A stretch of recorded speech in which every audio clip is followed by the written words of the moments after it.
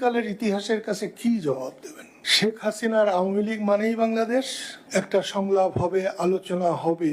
প্রথম আমি কয়েকজন সাংবাদিকদের কাছ থেকে টেলিফোনে জানতে পেরেছিলাম আমরা যাচ্ছি কি যাচ্ছি না।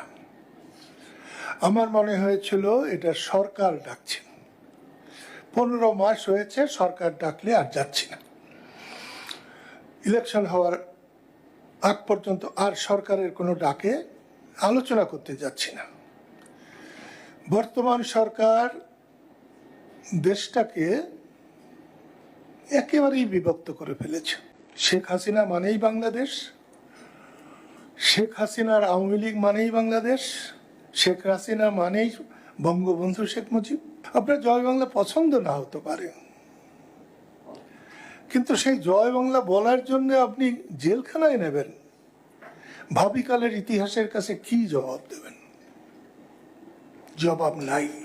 রাষ্ট্র নির্বাচন কমিশনের কথা শুনবে, নির্বাচন কমিশনের বাইরে ওই কদিন কারো কোনো কর্তৃত্ব নেতৃত্ব থাকার কথা না।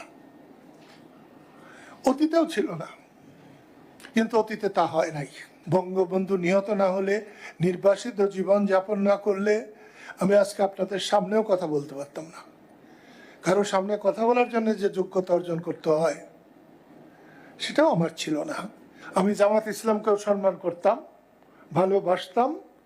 তারা যদি খালাস নিয়তে একজন বান্দা আল্লাহর কাছে যেভাবে কাঁদলে আল্লাহ শোনেন, ঠিক সেইভাবে বাংলাদেশের মুক্তিযুদ্ধে তাদের ত্রুটি, তাদের অন্যায়, সেটা যদি দেশবাসীর কাছে ক্ষমা চাইতেন তাহলে আমি তাদেরকেও ভালোবাসতাম। আমি আগে খুব মিথ্যা কথা বলতাম, ছোটবেলায় খুবই মিথ্যা বলতাম, এবং মিথ্যা যারা সৃষ্টি করেছে তারাও হয়তো আমার কাছে মিথ্যা বলতে গিয়ে হেরে যেত। আমি যত বড় হয়েছি, বয়স হয়েছে, মিথ্যা আমার কাছে সব থেকে ঘৃণার বিষয় হয়েছে। আমাকে আপনারা ইচ্ছা করলে যে কেউ আমাকে খুন করতে পারেন, আমি কোনো বাধাই দেব না, কিন্তু আমাকে দিয়ে মিথ্যা বলাতে পারবেন না দেহে প্রাণ থাকতে।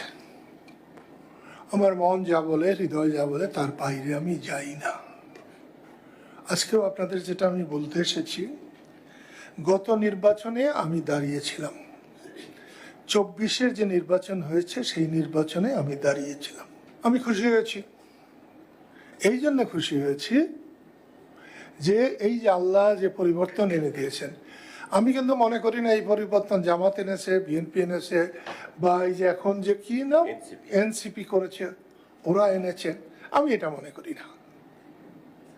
আল্লাহ যতটা অসন্তুষ্ট হলে আল্লাহ কোনো শাসককে তার গদি থেকে সরিয়ে দেন, তা পরিপূর্ণভাবে আমার বোন শেখ হাসিনা করেছেন।